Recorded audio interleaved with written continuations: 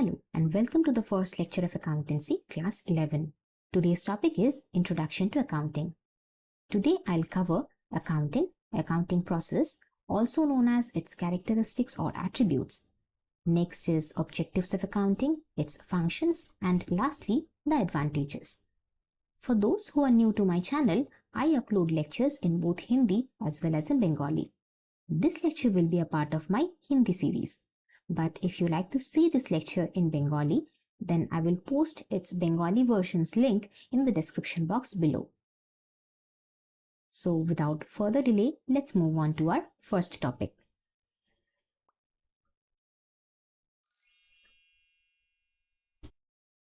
So our first topic is accounting. Accounting का मतलब क्या है? Accounting is said to be the language of business. Accounting को business का लैंग्वेज क्यों बोलते हैं? इसीलिए बोलते हैं कि अकाउंटिंग के थ्रू हम बिजनेस के जितने भी फाइनेंशियल इंफॉर्मेशन हैं वो हम यूजर्स तक कम्युनिकेट कर सकते हैं, यूजर्स तक पहुंचा सकते हैं. तो इसीलिए हम क्या बोलते हैं? अकाउंटिंग को बिजनेस का लैंग्वेज बोलते हैं. ठीक है, अब आते हैं हम अकाउंटिंग के डेफिनेशन पे. अकाउंटिंग का डेफिनेशन क्या है? अकाउंटिंग का डेफिनेशन है accounting is the art of recording, classifying, summarising in a significant manner and in terms of money, transactions and events which are in part at least of a financial character and interpreting the results thereof. This definition was given by whom? It was given by the American Institute of Certified Public Accountants. The American Institute of Certified Public Accountants, जिसका short form क्या है? AICPA है. अब यहाँ पे हम क्या notice करेंगे? यहाँ पे हम 4 टर्म्स हैं, ये बहुत इंपॉर्टेंट टर्म्स हैं, ये हम नोटिस करेंगे. इनका मीनिंग हमें अब तक नहीं पता, लेकिन ये हम जब नेक्स्ट टॉपिक पढ़ेंगे तब हमको ये पता चलेगा. यहाँ पे और एक चीज है जो है कि फाइनेंशियल कैरेक्टर. इसका मतलब भी हम जब नेक्स्ट टॉपिक पढ़ेंगे तब हमें पता चलेगा. अब एक चीज शायद आप लोगों के दिमाग में आई होगी, जो है कि अकाउंटिंग इस टॉपिक का नाम है, वेरएज अकाउंटेंसी हम सब्जेक्ट पढ़ रहे हैं. ये सब्जेक्ट अकाउंटेंसी और अकाउंटिंग टॉपिक, ये डिफरेंस क्यों है? ये डिफरेंस इसीलिए है, ये दोनों अलग अलग टर्म्स हैं लेकिन ये बहुत ही रिलेटेड टर्म्स हैं. कैसे? अकाउंटिंग क्या है? अकाउंटिंग इस प्रोसेस का नाम है जिससे हम रिकॉर्ड कर सकते हैं फाइनेंशियल इंफॉर्मेशंस को. ठीक है, और अकाउंटेंसी क्या है? अकाउंटेंसी है ये रिकॉर्ड करने का जो प्रोसेस है, इसी का नॉलेज. ये नॉलेज अगर हमें नहीं है, अगर हमें अकाउंटेंसी का नॉलेज नहीं है तो हम अकाउंटिंग प्रोसेस नहीं कर सकते, अकाउंटिंग हम नहीं कर सकते. तो अकाउंटेंसी का जो स्कोप है वो बहुत बड़ा है और अकाउंटिंग का स्कोप कंपैरेटिवली छोटा है. इसीलिए सब्जेक्ट का नाम अकाउंटेंसी है, क्योंकि हम इस सब्जेक्ट में सिर्फ अकाउंटिंग नहीं, सिर्फ फाइनेंशियल अकाउंटिंग, इसको हम बेसिकली फाइनेंशियल अकाउंटिंग बोलते हैं. अकाउंटिंग के और भी ब्रांचेस हैं जो हम अपकमिंग लेक्चर्स में पढ़ेंगे. ठीक है, तो वो सब भी आएगा अकाउंटेंसी में. लेकिन अकाउंटिंग क्या है? अकाउंटिंग इस प्रोसेस का नाम है जिसे हम नेक्स्ट टॉपिक में पढ़ेंगे. ये टॉपिक है अकाउंटिंग प्रोसेस, जिसको हम अकाउंटिंग का कैरेक्टरिस्टिक या फिर एट्रीब्यूट्स भी बोलते हैं. अब अकाउंटिंग का फर्स्ट स्टेप क्या है? प्रोसेस का फर्स्ट स्टेप है identification of financial transactions and events. Identify करते हैं किसको? फाइनेंशियल ट्रांजैक्शन को और इवेंट को. हम कैसे आइडेंटिफाई करेंगे? जो भी ट्रांजैक्शन या इवेंट मनी से रिलेटेड होगा, जिसे हम पैसों के टर्म्स में डिस्क्राइब कर सके, एक्सप्रेस कर सके, उसी को हम अकाउंटिंग के दायरे में लाएंगे. ठीक है, अब ये क्या है? ये है इकोनॉमिक एक्टिविटीज. अब इकोनॉमिक एक्टिविटीज किसको कहते हैं? वही सब एक्टिविटीज है जिसमें मनी इन्वॉल्व होता है ना, जिसमें पैसों का लेन देन होता है. वही क्या है? वही इकोनॉमिक एक्टिविटी होता है. इकोनॉमिक एक्टिविटीज को ही सिर्फ हम अकाउंटिंग के दायरे में लाते हैं, अकाउंटिंग में हम रिकॉर्ड करते हैं.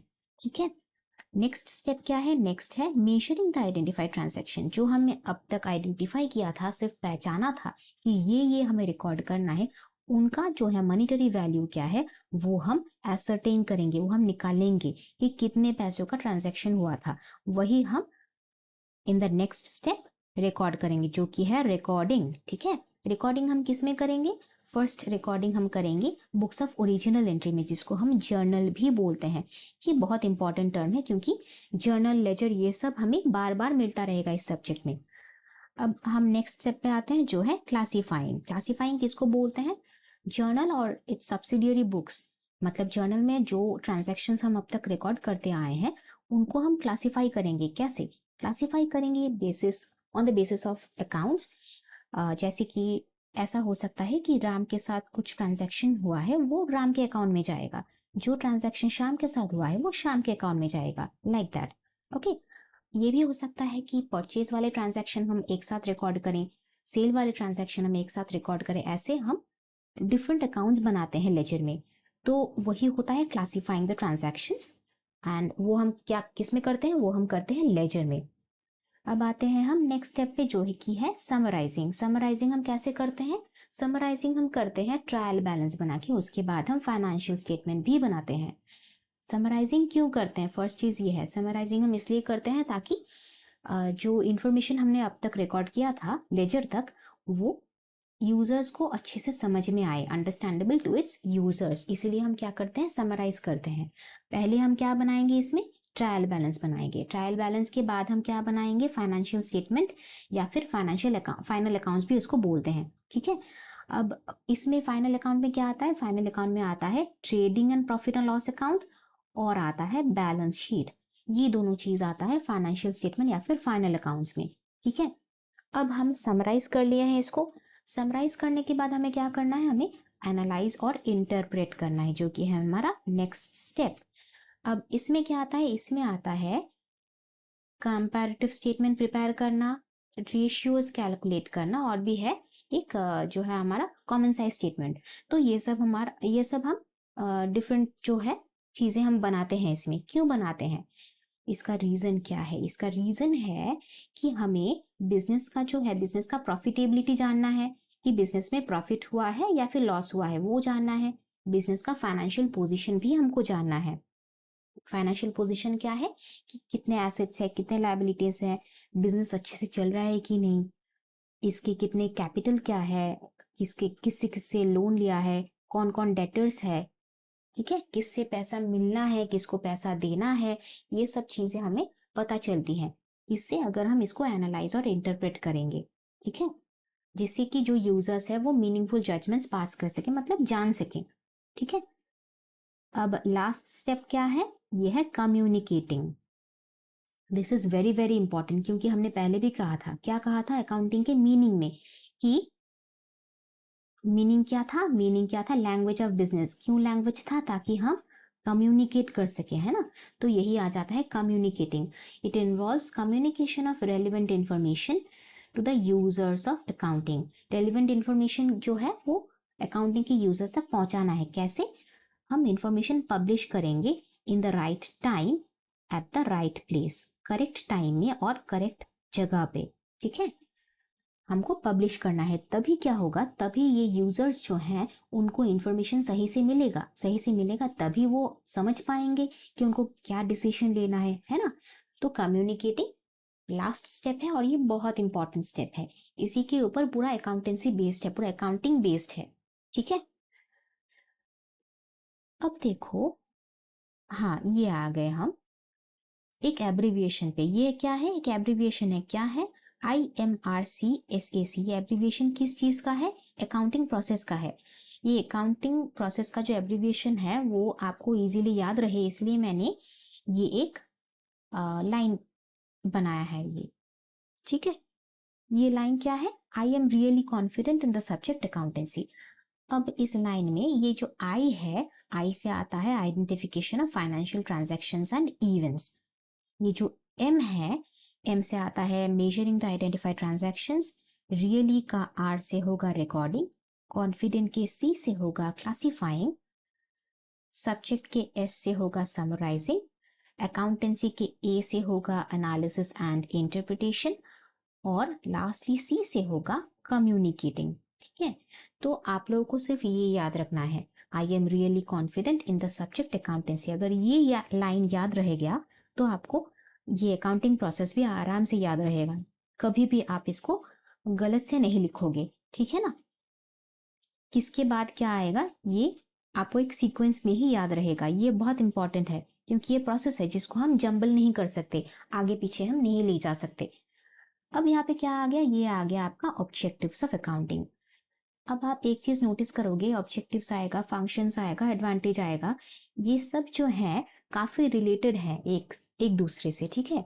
और इसके पहले हमने जो प्रोसेस या फिर एट्रीब्यूट्स पढ़ा था, ये सब एक दूसरे से रिलेटेड है। तो जो भी हम पहले पढ़ चुके हैं तो वो मैं फिर से नहीं दोहराऊंगी, ठीक है, क्योंकि कुछ भी नहीं होगा, इससे आप लोगों का टाइम वेस्ट होगा, वीडियो लंबा हो जाएगा। तो अगर आप लोगों को समझने में प्रॉब्लम है तो आप लोग जरा पीछे जाके प्लीज उसको समझ लीजिएगा, ठीक है। अब क्या है ऑब्जेक्टिव, क्या है अकाउंटिंग का, अकाउंटिंग का ऑब्जेक्टिव है मेंटेनिंग अकाउंटिंग रिकॉर्ड्स। कैसे, इन अ सिस्टमैटिक वे, कुछ सिस्टम फॉलो करके, कुछ नियम है, कुछ प्रिंसिपल्स है, रूल्स है, उनको फॉलो करके रिकॉर्ड मेंटेन करना ही अकाउंटिंग का फर्स्ट ऑब्जेक्टिव है। सेकंड ऑब्जेक्टिव क्या है, डिटरमाइनिंग प्रॉफिट और लॉस। बिजनेस का प्रॉफिट हुआ है या लॉस हुआ है ये जानना भी अकाउंटिंग का एक बहुत इंपॉर्टेंट ऑब्जेक्टिव है ना। प्रॉफिट हुआ है, लॉस हुआ है, इसीलिए ही तो हम अकाउंटिंग कर रहे हैं। तो वही है, कैसे हम इसको निकालेंगे, ट्रेडिंग और प्रॉफिट और लॉस अकाउंट हम जब बनाएंगे, ट्रेडिंग एंड प्रॉफिट और लॉस अकाउंट, तो उसमें हम क्या प्रॉफिट हुआ है या लॉस हुआ है ये जान पाएंगे। नेक्स्ट आता है aims to determine financial position of a business by preparing balance sheet. हम फाइनल अकाउंट्स में बैलेंस शीट भी बनाते हैं, उससे क्या होगा, उससे हमको फाइनेंशियल पोजीशन बिजनेस का पता चलेगा। अब आते हैं हम किस पे, असिस्ट मैनेजमेंट। मैनेजमेंट को असिस्ट करता है कौन, अकाउंटिंग। कैसे असिस्ट करता है, डिसीजन मेकिंग में हेल्प करता है, बजटिंग में हेल्प करता है, फोरकास्टिंग में हेल्प करता है, and exercising effective control. Decision making में मतलब अकाउंटिंग रिकॉर्ड जब सामने होता है उसको बेस करके, उसके बेसिस पे मैनेजमेंट जो है वेरियस डिसीजंस लेती है, ठीक है। कैसे डिसीजंस, सपोज हमें, हमारे पास कितने प्रॉफिट्स हैं उसके बेसिस पे हमें अगर कुछ खरीदना है, कुछ एसेट्स खरीदने हैं बिजनेस के, वो हम खरीदेंगे। अगर हमारे पास कम है पैसे लेकिन कुछ चाहिए, कैपिटल चाहिए, तो हम क्या करेंगे, हम लोन लेंगे, ठीक है ना। तो वैसे डिसीजंस हम लेते हैं बेस्ड ऑन अकाउंटिंग। और क्या है, और है बजटिंग, जैसे कि हम बजट बनाते हैं, है ना, कि किस में कितना पैसा लगाना है, बजट तैयार करते हैं, उसमें भी मैनेजमेंट को अकाउंटिंग हेल्प करती है। फोरकास्टिंग, कि कल क्या होने वाला है, कल कैसा दिन आने वाला है, कल अगर बिजनेस में कोई प्रॉब्लम आ गया उसको हम कैसे हैंडल करेंगे, तो वो सब जो है वो प्रेडिक्ट करता है, प्रेडिक्ट करने में हेल्प करता है। क्या हेल्प करता है, अकाउंटिंग हेल्प करता है। एक्सरसाइजिंग कंट्रोल, मैनेजमेंट का एक बड़ा काम क्या है कि वो बिजनेस को कंट्रोल करती है, बिजनेस के वेरियस एक्टिविटीज को कंट्रोल करने में भी अकाउंटिंग हेल्प करता है मैनेजमेंट को। अब नेक्स्ट ऑब्जेक्टिव है हमारा providing accounting information to internal as well as external user, जो कुछ भी नहीं है, कम्युनिकेटिंग फेज है, ठीक है। अब लास्ट जो है वो है प्रोटेक्ट्स बिजनेस एसेट्स। एसेट को हम कैसे प्रोटेक्ट करते हैं, अगर हम प्रॉपर रिकॉर्ड मेंटेन करेंगे एसेट्स का, तो हमें पता चलेगा कि कौन सा एसेट हमने कब खरीदा था, कब हमें बेचना है, उसका डेप्रिसिएशन कितना है, कब उस एसेट को हमें ऑब्सोलीट कर देना है, मतलब बिजनेस से निकाल देना है, अब हम वो यूज नहीं करेंगे, अगर यूज करेंगे तो कुछ लॉस हो जाएगा या फिर प्रॉब्लम हो जाएगा, वो अब काम नहीं करती, तो वो भी हमें पता चलेगा कैसे, अगर हम अकाउंटिंग रिकॉर्ड अच्छे से मेंटेन करेंगे, ठीक है, understandable. Now comes the next topic which is functions of accounting. Functions क्या है, अकाउंटिंग का फंक्शन है maintaining systematic record, prepare financial statement. ये आ गया हमारा नया एक चीज जो है लीगल रिक्वायरमेंट को मेंटेन करने में हेल्प करता है। लीगल रिक्वायरमेंट कैसा, जैसे कि अगर हम टैक्स पे कर रहे हैं तो टैक्सिंग जो अथॉरिटीज होते हैं वो भी चाहते हैं कि अकाउंटिंग रिकॉर्ड्स मेंटेन रहे ताकि टैक्स इवैल्यूएशन में आसानी हो। और कब होती है, ये होता है जब हम कंपनीज अकाउंट बनाते हैं। कंपनीज एक्ट हमें बार बार यही बोलता है कि हमें प्रॉपर अकाउंटिंग रिकॉर्ड्स मेंटेन करना होगा, नहीं तो वो कंपनी नहीं हो सकता, ठीक है। तो ये सब लीगल रिक्वायरमेंट्स होते हैं जो अकाउंटिंग में आते हैं, जो अकाउंटिंग करने से वो लीगल रिक्वायरमेंट मीट होता है। अब क्या आता है, अब आ गया communicate financial information to internal as well as external user, जो कि है हमारा कम्युनिकेशन। और लास्ट है एसेट्स मैनेजमेंट। ये भी हमने पहले ही पढ़ा था। अब हम आ जाते हैं हमारे जो लास्ट टॉपिक है, वो है एडवांटेजेस ऑफ अकाउंटिंग। अकाउंटिंग का एडवांटेज क्या है? अकाउंटिंग का एडवांटेज है कि इससे हमें फाइनेंशियल परफॉर्मेंस पता चलती है, मतलब प्रॉफिट हुआ है या लॉस हुआ है ये पता चलता है। और क्या है? Ascertainment of financial position. Financial position भी पता चलता है। किससे? फाइनेंशियल पोजीशन अगर हम अकाउंटिंग रिकॉर्ड्स मेंटेन करते हैं। और क्या है एडवांटेज? Assets management.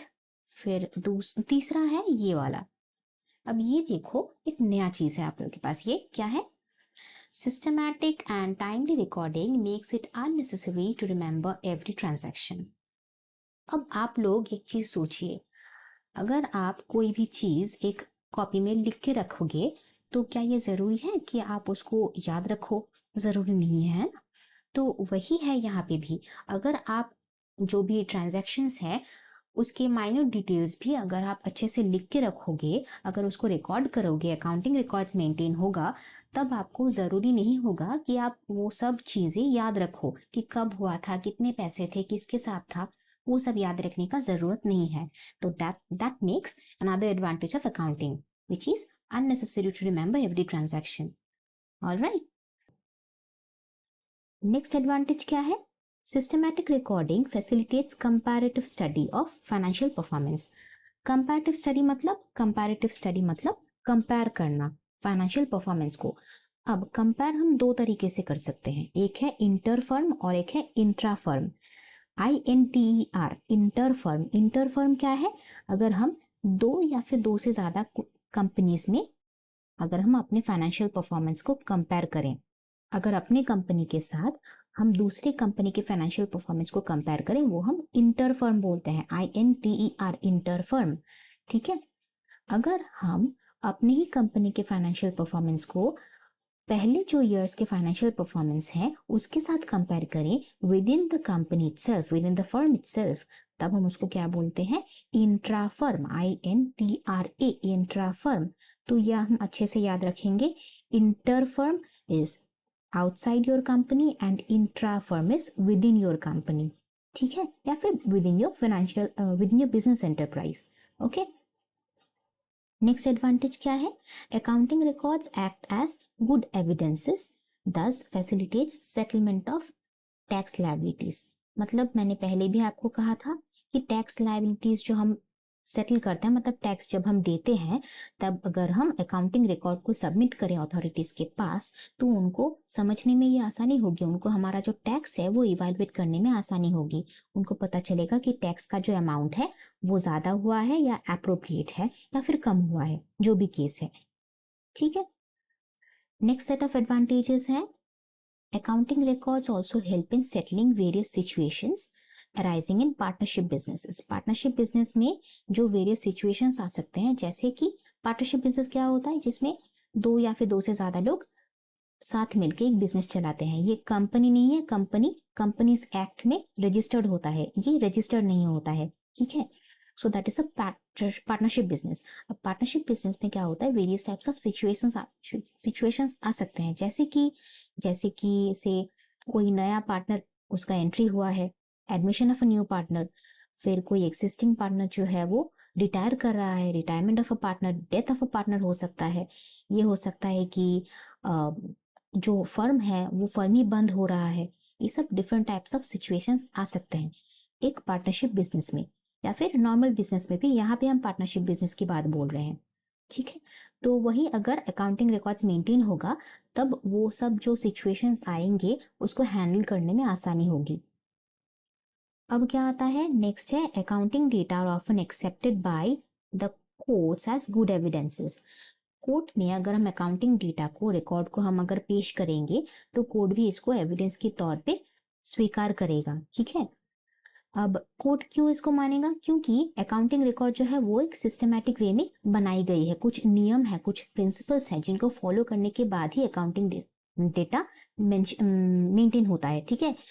तो उसके लिए क्या होगा? उसके लिए ये जो है ये कोर्ट में भी एक्सेप्ट किया जाएगा एज गुड एविडेंस। ठीक है। ये भी होता है कि अकाउंटिंग डेटा जो है वो CA के थ्रू साइन किया हुआ होता है।